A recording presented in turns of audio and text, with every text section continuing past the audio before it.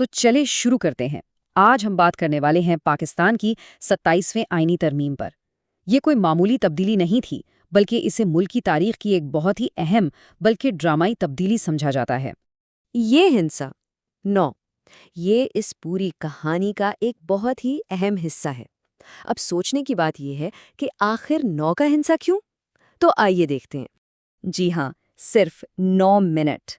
سوچیں ذرا، 12 نومبر 2025 کو پارلیمنٹ نے صرف 9 منٹ کے اندر ایک ایسا بل پاس کر دیا جس نے پاکستان کے پورے آئینی ڈھانچے کی شکل ہی بدل دی۔ تو سوال یہ اٹھتا ہے کہ آخر ان 9 منٹوں میں ہوا کیا تھا؟ اچھا، تو اس پوری تبدیلی کو ٹھیک سے سمجھنے کے لیے ہم اسے 4 حصوں میں تقسیم کر کے دیکھیں گے۔ پہلے تو یہ کہ یہ متنازعہ ترمیم پاس کیسے ہوئی، پھر عدلیہ پر اس کا کیا اثر پڑا، فوج کو کیسے مزید اختیارات ملے، اور آخر میں اس سب کے بعد طاقت کا توازن کیسا بنا۔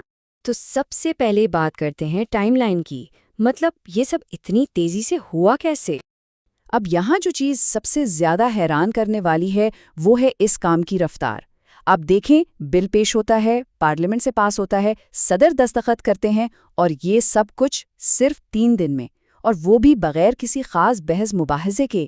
اسی تیز رفتاری پر بہت تنقید بھی ہوئی، لیکن اس ترمیم کا جو اصل نشانہ تھے وہ ریاست کے 2 سب سے اہم ستون تھے، ایک عدلیہ اور دوسری فوج۔ تو سب سے پہلے عدالتوں کی بات کرتے ہیں۔ یہاں جو کچھ ہوا اسے سمجھنے کے لیے جمہوریت کا ایک بنیادی اصول سمجھنا بہت ضروری ہے۔ بہت سے ناقدین کا یہ ماننا ہے کہ 27ویں ترمیم نے اسی اصول یعنی اختیارات کی علیحدگی کی جڑیں ہلا دیں۔ اب سوال یہ ہے کہ کیسے؟ ہوا یہ کہ اس ترمیم نے ملک کی جو سب سے بڑی عدالتیں تھیں ان کے پورے ڈھانچے اور اختیارات کو ہی بدل کر رکھ دیا۔ اور یہ سلائیڈ اس تبدیلی کو بہت اچھے سے واضح کرتی ہے۔ دیکھیں، ایک بالکل نئی عدالت بنائی گئی، فیڈرل کانسٹیٹیوشنل کورٹ یا FCC، اور سپریم کورٹ کے جو سب سے بڑے اختیارات تھے نا، جیسے آئین کی تشریح کرنا یا سو موٹو نوٹس لینا، وہ سب کے سب اس نئی عدالت کو دے دیے گئے۔ اس کا نتیجہ یہ نکلا کہ سپریم کورٹ کا دائرہ کار بہت محدود ہو گیا، اور وہ بس ایک اپیل کورٹ بن کر رہ گئی جہاں صرف فوجداری اور دیوانی مقدمات کی اپیلیں سنی جا سکتی تھیں۔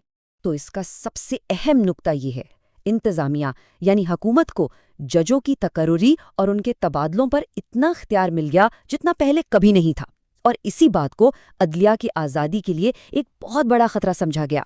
چلیں اب دوسرے اہم ستون کی طرف چلتے ہیں، یعنی مسلح افواج۔ یہاں بھی ایک بہت بڑی تبدیلی لائی گئی اور ایک بالکل نیا اور بہت ہی طاقتور عہدہ بنایا گیا۔ اس پوری ری سٹرکچرنگ کا مطلب یہ تھا کہ آرمی چیف اور اس کے ذریعے پوری فوج اب براہ راست ملک کے پورے فوجی نظام کی کمانڈ سنبھال رہی تھی، اور اس کا اثر صرف اختیارات پر ہی نہیں بلکہ آرمی چیف کی مدت ملازمت پر بھی پڑا۔ اس کے علاوہ اس ترمیم نے فوج کے جو سب سے اعلیٰ عہدیدار تھے انہیں ایک ایسا قانونی تحفظ دیا جو اس سے پہلے کبھی نہیں دیکھا گیا تھا۔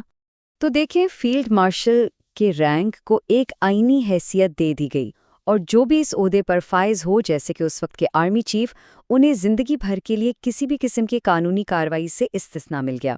یہ ایک بہت ہی گہری اور مستقل قسم کی حفاظت تھی جو آئین کے ذریعے دی گئی۔